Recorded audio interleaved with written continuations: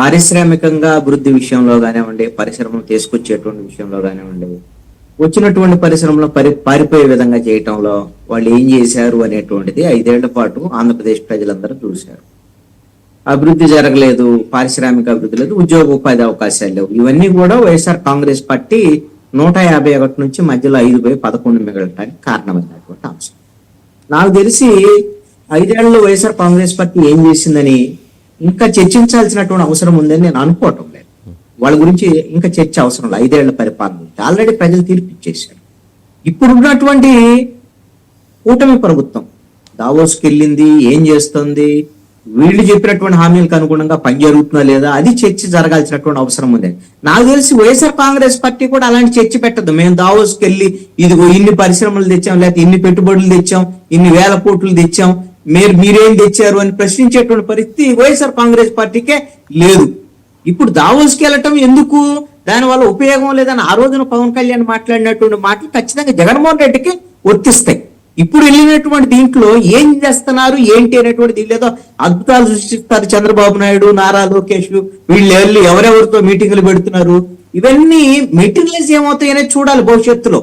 వీళ్ళు వెళ్ళి మీటింగ్ అయినంత మాత్రాన బిల్ గేట్స్ తో మీటింగ్ అయ్యాడా, లేకపోతే ఆ కంపెనీతో మీటింగ్ అయ్యారు, ఈ కంపెనీతో, వీటి వల్ల ప్రయోజనం ఎంత వస్తుంది ఏంటి అనేటువంటిది మనం భవిష్యత్తులో చూడాల్సినటువంటి పరిస్థితి. దావోస్ అనేటువంటిది అక్కడ పారిశ్రామికవేత్తలందరూ కూడా ప్రపంచవ్యాప్తంగా ఉన్నటువంటి పారిశ్రామికవేత్తలు కూడేటువంటి పరిస్థితి ఉంటుంది. అక్కడికి వెళ్ళినటువంటి వివిధ రాష్ట్రాలకు సంబంధించినటువంటి ప్రభుత్వాలకు సంబంధించినటువంటి వాళ్ళందరూ కూడా ఇప్పుడు ప్రపంచవ్యాప్తంగా ఏ విధమైనటువంటి బిజినెస్ సంబంధించినటువంటి ట్రెండ్స్ నడుస్తున్నాయి, ఏ విషయాల్లో పెట్టుబడులు వస్తున్నాయి, మన రాష్ట్రానికి పెట్టుబడులు ఎవరు పెట్టడానికి అవకాశం ఉంటుంది, ఎలాంటి వాతావరణం ఉంది, ఇలాంటి అంశాలన్నింటినీ కూడా అధ్యయనం చేసి పెట్టుబడులను తీసుకురావడానికి ఒక వేదిక దావోస్. ఎవరికి చేతనైన పని వాళ్ళు చేయొచ్చు. కానీ దావోస్కి వెళ్ళినటువంటి ఇప్పటి వరకు జరిగినటువంటి పరిణామాలు చూస్తే దావోస్ లో ఎన్ని ఎంఓయూలు కుదిరాయి అనేటువంటిది ఒక అంశం. ఆ ఎంఓయూల్లో నాకు తెలిసి అయితే 10% కూడా అవి మెటీరియలైజ్ అయ్యేటువంటి అవకాశం ఉండదు. 90% ఇవన్నీ కూడా కేవలం ఎంఓయూ దశలోనే ఆగిపోయేటువంటి అవకాశం ఉండదు. ఒక రకంగా చెప్పాలంటే ఎవరు కూడా ప్రచారం చేసుకోవడానికి ఇదిగో మేము ఇన్ని వేల కోట్ల రూపాయలకి ఇన్ని కంపెనీలతో పెట్టుబడులు తీసుకురావడం కోసం మేము ఎంఓయూలు కుదుర్చుకున్నాం అని ప్రచారం చేసుకోవడానికి పనికొచ్చేటువంటి అంశంగానే ఉంటుంది. దాన్ని మెటీరియలైజ్ చేసే దిశగా ప్రయత్నాలు చేయడంలోనే ప్రభుత్వాలు ఇచ్చేయాలి. ఒకటి, వైఎస్ఆర్ కాంగ్రెస్ పార్టీ ప్రభుత్వంతో పోల్చినప్పుడు ఖచ్చితంగా ఈ కూటమి ప్రభుత్వము పారిశ్రామికంగా అభివృద్ధికి సంబంధించినటువంటి విషయంలో ఎంతో కొంత ఒక ఆలోచనతో ముందుగడ్డ చేసేటువంటి ప్రయత్నాలు అయితే జరుగుతున్నాయి. దాన్ని అప్రిషియేట్ చేయాల్సినటువంటి అంశమే. ఇది ఎంత మేరకు వీళ్ళు చెప్తున్నటువంటి అంశం నిజంగా మెటీరియలైజ్ అయింది, ఎంతమందికి ఉపాధి అవకాశాలు వస్తాయి. నారా లోకేష్ పదే ఎన్నికలకు ముందు చెప్తున్నాడు, ఇప్పుడు కూడా చెప్తున్నాడు 20 లక్షల ఉద్యోగాల కల్పన మా లక్ష్యం అనేటువంటి. మరి 20 లక్షల ఉద్యోగాల కల్పనకు సంబంధించినటువంటి విషయంలో ఎన్ని పెట్టుబడులు తెస్తారు ఏంటి అనేటువంటిది తేలాల్సినటువంటి అంశం. ఇప్పుడైతే దావోస్ పర్యటనకు సంబంధించినటువంటి విషయంలో అన్ని ఫోటోలు, అదేవిధంగా ఈ ప్రచారము, ఇవి తప్ప నాకు తెలిసి అయితే ఇన్ని వేల కోట్ల రూపాయల ఎంఓయూలు జరిగాయి, ఇన్ని కంపెనీలతో ఎంఓయూలు జరిగాయి అనేటువంటి సమాచారం అయితే అధికారికంగా ఇప్పటి వరకు అయితే కూటమి ప్రభుత్వం వైపు నుంచి కానీ వాళ్ళ మీడియాల వైపు నుంచి కానీ ఇప్పటికైతే ఒక అధికారికంగా బయటకు వచ్చినటువంటి పరిస్థితి లేదు. రేపొద్దున మరి ఢిల్లీకి వస్తున్నారు కాబట్టి ఎలాగో చంద్రబాబు నాయుడు ఢిల్లీలో ఎలాగో నేషనల్ మీడియాతో ఇక్కడ కూడా మాట్లాడతాడు.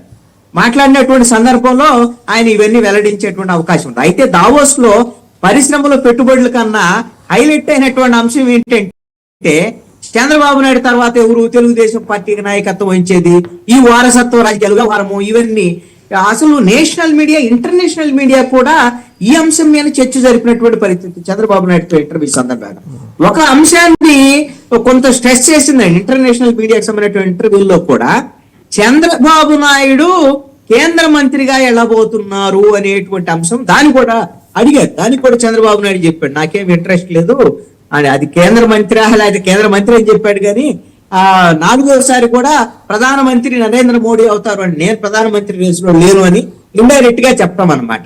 ఇది ఒక అంశము మనం చాలా సందర్భాల్లో చర్చించాం. మీరు కూడా ఒక అంశాన్ని లేవనెత్తారు ఒక సందర్భంలో, మీకు గుర్తు చేస్తాను.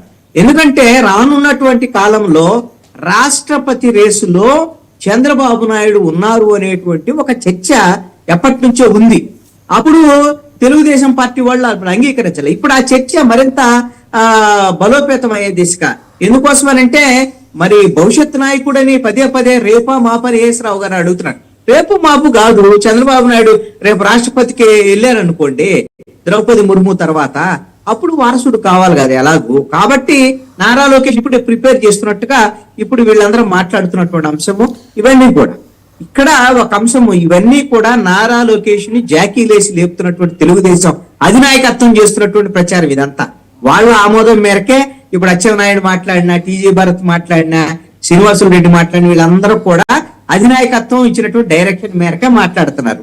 ఎందుకయ్యా అంటే పవన్ కళ్యాణ్ రైజ్ అవుతున్నాడు, పవన్ కళ్యాణ్ బాగా డిప్యూటీ సీఎం గా ముందుకెళ్తున్నటువంటి పరిస్థితి ఉంది, పవన్ కళ్యాణ్ కి బీజేపీ సపోర్ట్ ఉంది. మరి పవన్ కళ్యాణ్ రానున్న కాలంలో సీఎం అయ్యేటువంటి పరిస్థితులు ఉన్నాయి అనేటువంటి దాని మీద ఈ నేపథ్యంలో చంద్రబాబు నాయుడు పరిస్థితి, అదే విధంగా నారా లోకేష్ పరిస్థితి, వీళ్ళిద్దరూ కూడా పవన్ కళ్యాణ్ గారు ఒక బ్రేకింగ్ ఒకసారి అనితారెడ్డి గారని వైసీపీ సోషల్ మీడియా యాక్టివిస్ట్ అనుకుంటా, ఆవిడ ఒక ట్వీట్ చేశారు. ఏంటంటే టీడీపీ రౌడీల నుంచి బెదిరింపులు వస్తున్నాయి, నన్ను, నా కుమారుణ్ణి, నా భర్తని హత్య చేసి చంపేస్తాం అని ఆవిడ నెంబర్లు కూడా పెట్టింది. నాకు ఫోన్ చేసిన టీడీపీ కార్యకర్తల ఫోన్ నెంబర్స్ ఎవరో పోరెడ్డి ఓబుల్రెడ్డి గారంట పెట్టి పవన్ కళ్యాణ్ గారిని, నారా లోకేష్ గారిని ట్యాగ్ చేస్తూ ట్వీట్ చేసింది. అంటే ఇంత భయానకమైన వాతావరణం ఆవిడ ఎగ్జాగరేట్ చేస్తోందా, అలా భావిస్తోందా? నిజంగా అంతటి భయానకమైన వాతావరణం ఉందా?